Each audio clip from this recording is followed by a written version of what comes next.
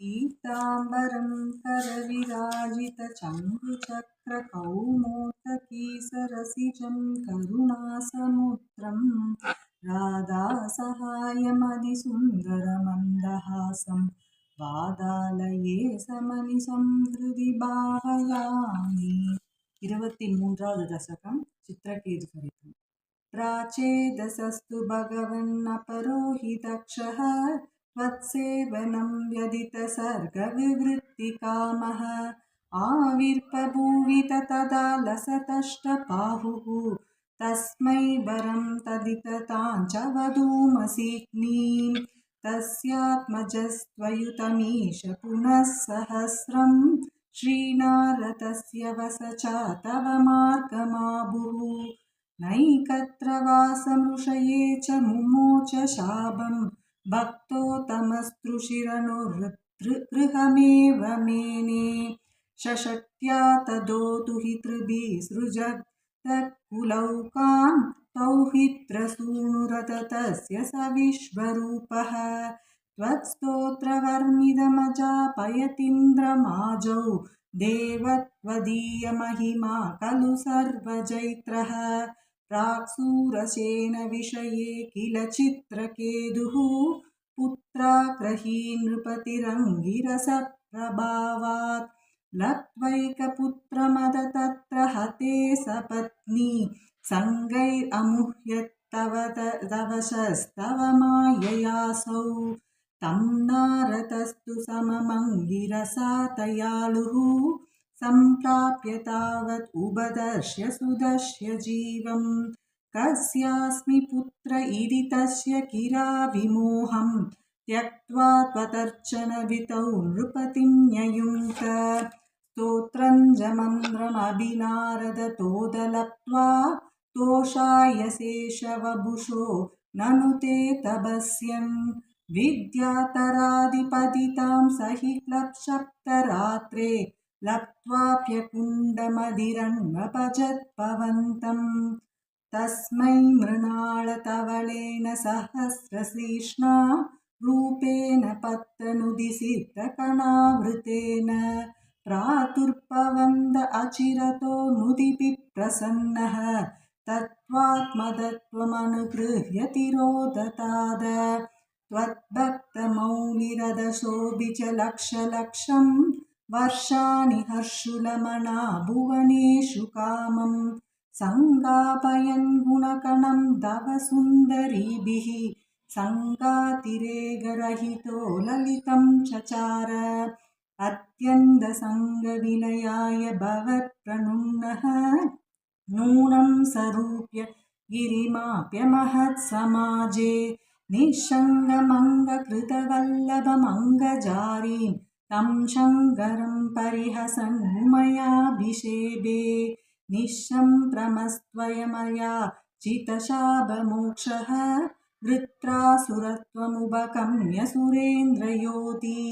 भक्त्यात्मतत्त्वकथनैः समरे विचित्रं श्रोत्रोरभिभ्रमं पास्य कदः पदं ते त्वत्सेवनेन तिदिरीन्द्रवधोद्यताभिः तान् प्रत्युतेन्द्रसुहृतो मरुदोऽपि लेपे तुष्टासयेभिषुपदैव भवन्निषेवा तत्तादृशस्त्वम् अवमां भवनालयेश। श्री गुरुवायूरप्पा चरणम्। पीताम्बरं करविराजितशङ्खचक्रकौमोदकीसरसिजं करुणासमुद्रं राधासहायमधिसुन्दरमन्दहासं वादालये समनिशं हृदि भावयामि। 47வது దశకం உரலில் கட்டி போடுதல்। ஏகதா ததி விமாதகாரிணீம் मातरं समुपसेदि मां भवान् स्तन्यलोलुपदया निवारयन् अङ्गमेत्यपभिवान् पयोदरौ अर्थपीडकुसकुट्मले त्वयि स्निग्धहासमधुराननां भुजे दुग्धमीशतहने परिश्रुतं तर्तुमासु जननी जगामते सामिपीदरसपङ्गसङ्गत क्रोधपारपरिपूतचेतसा मन्दतण्डमुपगृह्य पाडितम् अन्दतेव तदिपाजनं त्वया उच्चलत्वनिदम् उच्चकैस्तदा सन्निशम्य जननी समातृता त्वत्यशो विशरवत्तदर्शसा सत्य एव तदिविस्तृतं शितौ वेदमार्गपरिमार्गिदं वृषा त्वामवीक्ष्य परिमार्गयन्त्यसौ सन्ददर्श सुकृतिन्युलूकले तीयमाननवनीतमोदुवे त्वां प्रगृह्य पदपीदिपावना पासुरानन सरोजमासुषा रोषरूषितमुखी सखी पुरो पन्दनाय रसनामुभातदे पन्दुमिच्छदियमेव सञ्जनत् तं भवन्तमयि पन्दुमिच्छति सानियुज्य रसनागुणान् पहुं त्वयङ्कुलो नमखिलं किलैषद विस्मितोत्स्मितसगीजनेशितां स्विन्नसन्नबभुषं निरीक्ष्यतां नित्यमुक्तवपुरप्यहो हरे पन्दमेव कृपयान्वमन्यताः स्थीयतां शिरमुलूकले कलेदी आगता पवनमेव सायता प्राकुलूकलपिलान्तरे तदा सर्पि अर्पितम् अदन्नवास्थिताः यत्यपाससुगमो विभो पवान् संयतः किमु सभाषयानया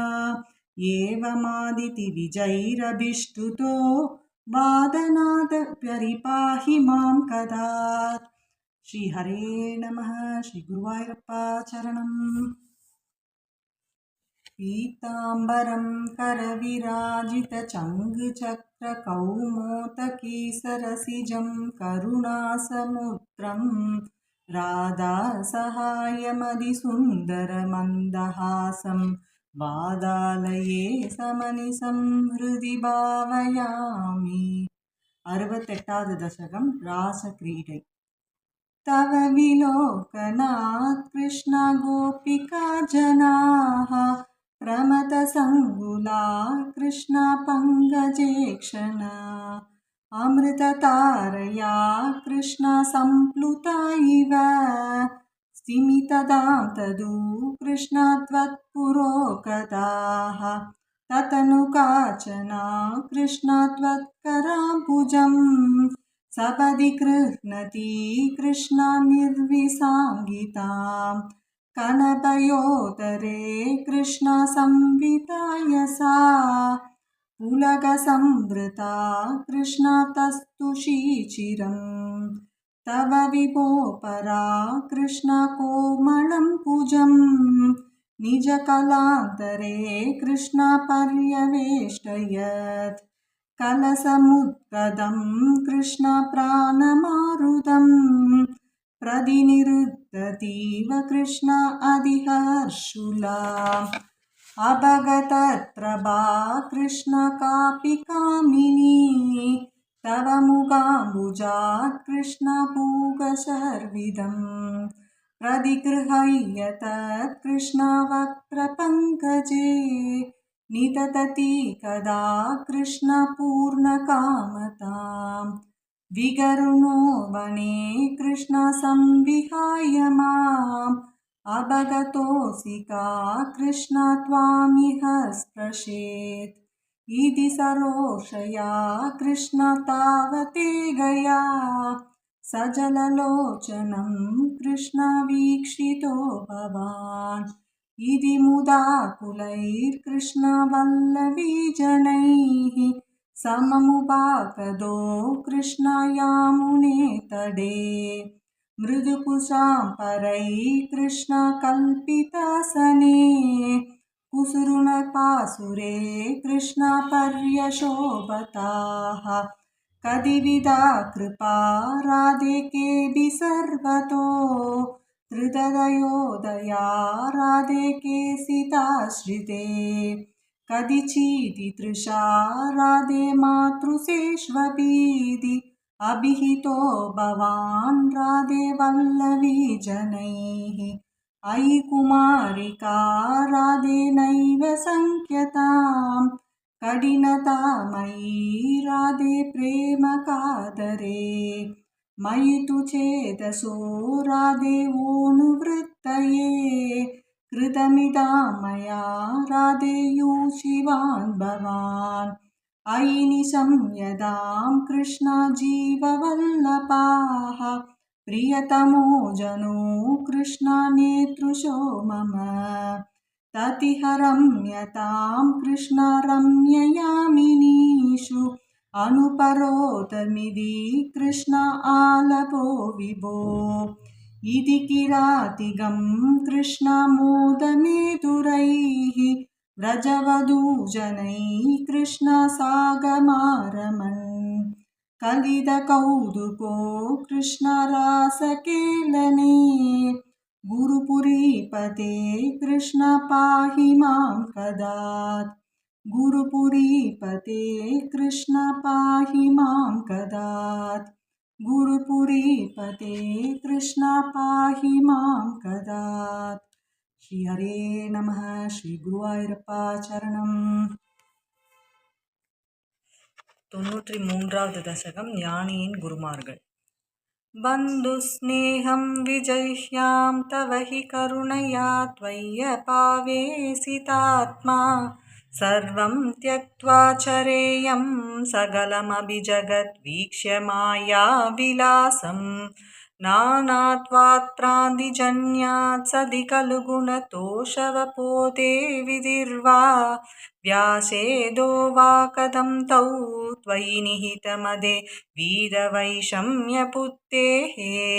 शूतृष्णालोभमात्रे सदतकृततियो जन्तवः सन्ध्यनन्दाः तेभ्यो विज्ञानवत्वात् पुरुष इह वरः तज्जनिर्तुल्यवैभव तत्राप्यात्मात्मनः स्यात् सुकृतिभिः सरिभुः यस्त्वयि न्यस्तशेदाः तावोचित्तेरुपायं स्मरति स हि सुहृत् स्वात्मवैरी ततोऽन्यः त्वत्कारुण्ये प्रवृत्ते कैव न हि कुरुः लोकवृत्ते विभूमन् सर्वाक्रान्ताभिभूमिः न हि चलति तदत् सक्षमं शिक्षयेयं गृह्णीयामीश तत्तद्विषयपरिचयेऽपि अप्रशक्तिं समीरात् व्याप्तद्वन्द्वात्मनो मे गगनगुरुवशात् पादुनिर्लेपदा च स्वच्छां पावनोऽहं मधुर उदकवत् वह्निवन्मास्म कृह्णां सर्वानीनोभिदोषं तरुषुतमिव मां सर्वभूतेष्ववेयां पुष्टिर्नष्टिकलानां शशिन इव तनोः नात्मनोऽस्तीति विद्यां तोया दिव्यसमार्ताण्डव तभि च तनुष्वेगतां त्वत्प्रसादात् स्नेहाद्व्यातास्तपुत्रव्यचनमृतकबोतायितो मास्म पूवं प्राप्तं प्रास्नन् सहेय श्रुतमभिशयुवत् सिन्धुवच्चामकातः मापप्तं योषितातौ सिगिनिशलभवत् भृङ्गवत् सारपागी भूयासं किन्तु तत्त्वधनचयनवचात् माहमीश प्रणेशम् मापत्यासं तरुण्या कजैव वशया नार्जयेयं तनौघं हर्तान्यस्तं हि मात्वी हरैव मृकवन् मामुहं क्राम्यकीदैः नात्या सञ्जेयपोजे जशैव पडिशे पिङ्गळा वन्दिराशः सूप्यां पर्तव्ययोगात् कुररैव विभो सामिशोऽन्यैर्नहन्त्यैर्वर्तेय त्यक्तमानः सुगमदिशिशुवत् निःसहायश्च श्रेयम् कन्यायायेगशेषो वलयैव विभो वर्जितान्योन्यकोशः त्वच्चित्तो नावपुत्यै परमिषु कृतिभक्ष्मा प्रातयानकोशं केहेष्वन्यप्रणीदेषु अहिरिवि निवसानि उन्दुरोर्मन्दिरेषु त्वय्येव त्वत्कृतं त्वं शबयसि जगत्तिथि ऊर्नाभात् प्रतीयां त्वच्चिन्ता त्वत्स्वरूपं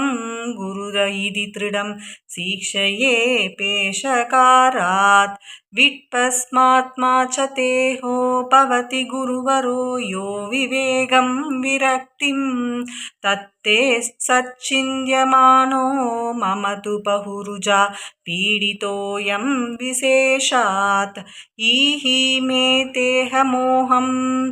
यजभवन् पुराधीशयत् प्रेमहेतोः केहे वित्ते कलत्रादिषु च विवशिता त्वत्पदं विस्मरन्ति सोऽयं वह्नेषु नो वा परमिह भरतः साम्प्रतं साक्षिकर्ण त्वग्जिह्वात्या विकर्षन् अवशमद इदः कोऽपि न त्वत्पदाब्जे दुर्वारो देहमोहो यदि पुनरधुना तर्हि निःशेषरोगान् हृत्वा भक्तिं प्रतिष्ठां गुरु तव पद पङ्ककेरुहे पङ्कजाक्ष नूनं नानाभवान्ते समधिकतमिमं मुक्तितं विप्रतेहं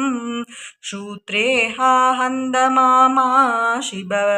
विषयरसे पाहि मारुदाशे श्रीहरे नमः।